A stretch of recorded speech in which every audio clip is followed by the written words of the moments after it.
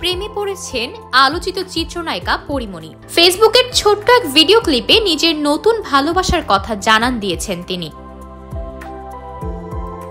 ভিডিওতে দেখা গেছে চলন্ত গাড়িতে কারোর হাতের উপর হাত রেখেছেন অভিনেত্রী। যদিও পাশে থাকা ব্যক্তির চেহারা প্রকাশ্যে আনেননি তিনি। সেই ভিডিও শেয়ার করে পরি লিখেছেন, হ্যাঁ আমি আবারও প্রেমে পড়েছি। তার শেয়ার করা ভিডিওতে শুভাকাঙ্ক্ষী সহকর্মীরাও শুভেচ্ছা জানিয়েছেন। কেউ লিখেছেন, পরীরা উঠতে বসতে প্রেমে পড়ে।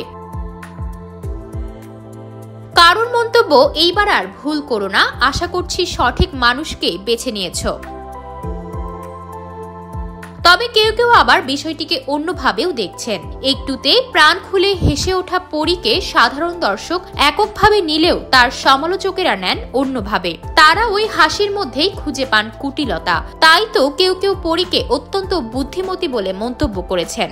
ফলে পরীর এই নতুন প্রেমের খবর নিজেই দেওয়ার ব্যাপারটাকে তারা স্বাভাবিকভাবেই স্ট্যান্ডবাজি বলে মনে করছেন। কারণ তাদের ধারণা পরী ভালো করেই জানেন কিভাবে শাক দিয়ে মাছ ঢাকতে হয়, কিভাবেই বা নিজের ব্র্যান্ড ইমেজ বজায় রাখতে হয়। অনেকেই এর মধ্যে জেনে গেছেন যে গত 16 নভেম্বর রাজধানীর একটি শপিং মলে শোরুম উদ্বোধন করতে গিয়ে বিব্রতকর পরিস্থিতিতে পড়েছিলেন চিত্রনায়িকা পরিমণি। সামাজিক যোগাযোগ মাধ্যমে সেই ঘটনার বেশ কিছু ভিডিও ছড়িয়ে পড়েছিল।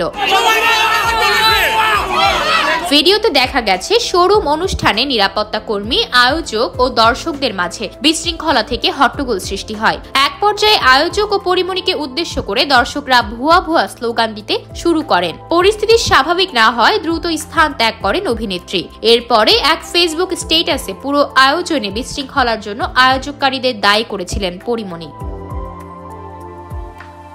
এতে স্বাভাবিকভাবেই পরীর জনপ্রিয়তা নিয়ে সন্দেহ দেখা দেয়। স্বাভাবিকভাবেই তিনি চান না এই বিষয়টি নিয়ে আর কোনো আলোচনা সমালোচনা হোক। তাই সবার মনোযোগ অন্যদিকে নিতে নিজেই নিজের নতুন প্রেমের খবর জানিয়েছেন, এমনটাই মনে করছেন কেউ কেউ। আতকিয়া মাইমুনা, বার্তা 24।